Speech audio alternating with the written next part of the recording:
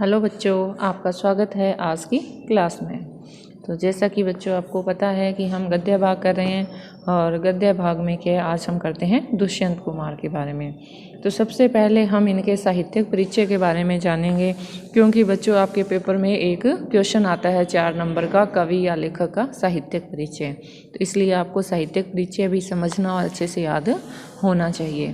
तो अब हम बात करते हैं दुष्यंत कुमार जी के बारे में। तो इनकी जो है गज़ल का संग्रह साई में धूप, उनसे इन्होंने 2 पंक्तियां ले रखी है कि मेरे सीने में नहीं तो तेरे सीने में ही सही, हो कहीं भी आग लेकिन आग जलनी चाहिए। यहाँ जो आग शब्द लिया गया है ये प्रतीकात्मक शब्द है। ये है समाज में बदलाव के लिए, जितना भी क्या है समाज में भ्रष्टाचार फैला हुआ है या कुरीतियाँ फैली हुई है, उन सब को ख़त्म करके हमें क्या है एक अच्छे समाज की ओर चलना चाहिए।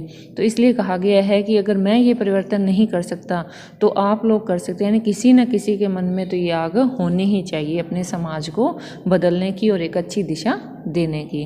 तो अब है इनका जन्म हुआ था सन 1933 में राजपुर नवादा गांव उत्तर प्रदेश में। अब इनकी प्रमुख रचनाएं सूर्य का स्वागत, आवाज़ों के घेरे, साए में धूप, जलते हुए वन का वसंत, ये तो क्या है इनके काव्य है। और एक कंठ विस्पाई ये है इनका गीति नाट्य, छोटे छोटे सवाल, आंगन में एक वृक्ष और दोहरी जिंदगी, ये है इनके उपन्यास। अब है इनकी मृत्यु सन 1975 में इनकी मृत्यु हुई थी। तो अब बात करते हैं इनके साहित्य में योगदान की। तो दुष्यंत कुमार का साहित्यिक जीवन इलाहाबाद में आरंभ हुआ। वहाँ की साहित्यिक संस्था परिमल की गोष्ठियों में वे सक्रिय रूप से भाग लेते रहे और नए पत्ते जैसे महत्वपूर्ण पत्र के साथ भी वे जुड़े रहे। आजीविका के लिए आकाशवाणी और बाद में मध्य प्रदेश के राजभाषा विभाग में वे जुड़े रहे। अल्प आयु में ही उनका देहावसान हो गया था।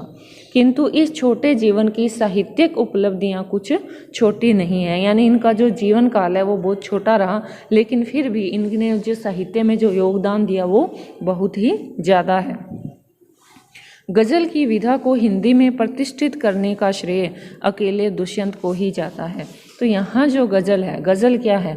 उर्दू भाषा में कविता लिखने की एक शैली है जिसे क्या कहते हैं हम गज़ल कहते हैं। उर्दू भाषा में कविता लिखने की शैली को गज़ल कहते हैं। तो इसका जो प्रारंभ है ये किसने किया था? दुष्यंत कुमार जी ने ही किया था। और उनके कई शेर साहित्य के राजनीतिक जमावड़ों में लोकोक्तियों की तरह दोहराए जाते हैं। साहित्यिक गुणवत्ता से समझौता न करते हुए दुष्यंत ने लोकप्रियता के नए प्रतिमान कायम किए। एक कंठ विस्पाई शीर्षक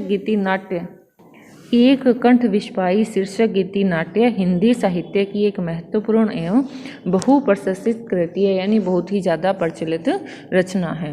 तो यहाँ दुष्यंत की जो गज़ल दी गई है वह उनके गज़ल संग्रह साए में धूप से ली गई है। गज़लों में शीर्षक देने का कोई चलन नहीं होता, इसलिए यहाँ कोई शीर्षक नहीं दिया गया है। जो आपके पाठ में गज़ल की जो ली गई है वो किससे है? साए में धूप गज़ल संग्रह से ली गई है। और शीर्षक इसलिए नहीं देते क्योंकि उर्दू में ऐसा कोई चलन होता ही नहीं। गज़ल एक ऐसी विधा है जिसमें सभी शेर यानी जो शायर है अपने आप में मुकम्मिल और स्वतंत्र होते हैं, यानी एक गज़ल का दूसरे जो गज़ल का पद आएगा उसके साथ कोई लेना देना नहीं होता। इनका अर्थ क्या होता है? स्वतंत्र होता है। उन्हें किसी क्रम व्यवस्था के तहत पढ़े जाने की दरकरार नहीं रहती। इसके बावजूद 2 चीज़ें ऐसी है जो इन शेरों को आपस में गूंथकर एक रचना की शक्ल देती है। एक रूप के स्तर पर तुक का निर्वाह और 2 अंतर वस्तु के स्तर पर मिजाज का निर्वाह। तो यहाँ पहला जो है वो क्या है कि इनकी जो तुक होती है वो क्या है? मिलती है। तुक का अर्थ देखो बेटा, 2 पंक्तियाँ हो गई, जैसे पंक्ति खत्म होगी तो उसके जो शब्द होंगे लास्ट के जो अंतिम शब्द होते हैं वो क्या है? एक जैसे होते हैं, तो उन्हें गाने में भी आसानी होती है। और दूसरा है कि इनका जो अंतर वस्तु यानी जिस टॉपिक पे ये बात कर रहे हैं वो भी दोनों में क्या होगी? हमेशा समान रहती है। जैसा कि आप देखेंगे यहाँ पहले शेर की दोनों पंक्तियों का तुक मिलता है और उसके बाद सभी शेरों की दूसरी पंक्ति में उस तुक का निर्वाह होता है। यानी जो पहली पंक्ति है उसका तुक बाकी सारी पंक्तियों के बाद में मिलता रहता है। आमतौर पर गज़ल के शेरों में केंद्रीय भाव का होना जरूरी नहीं होता, यानी किसी एक बात को लिखना जरूरी नहीं। राजनीति और समाज में जो कुछ चल रहा है उसे खारिज करने और विकल्प की तलाश को मान्यता देने का भाव एक तरह से इस गज़ल का केंद्रीय सूत्र बन गया है। यानी आपके जो यहाँ गज़ल दी गई है उसका अगर भाव देखें तो क्या है, जो राजनीति है, यानी राजनीति में क्या है, अपने फ़ायदे के लिए लोगों का क्या है नुकसान करते हैं, उसकी वजह से भ्रष्टाचार भी फैला हुआ है। इसी तरह से समाज में भी कोई किसी के बारे में कुछ भी नहीं समझता, यानी सब यही कोशिश में लगे रहते हैं कि हम किसी को किस तरह से लूटें और अपना घर भरें। तो ये जो राजनीति और जो समाज में ये सब चल रहा है, इन सब को ख़त्म करने, इनके विरुद्ध आवाज़ उठाने के बारे में क्या है इस गज़ल में कहा गया है। इस प्रकार दुष्यंत की यह गज़ल हिंदी गज़ल का सुंदर नमूना प्रस्तुत करती है। तो इसके अगले वीडियो में हम देखेंगे इस गज़ल की व्याख्या।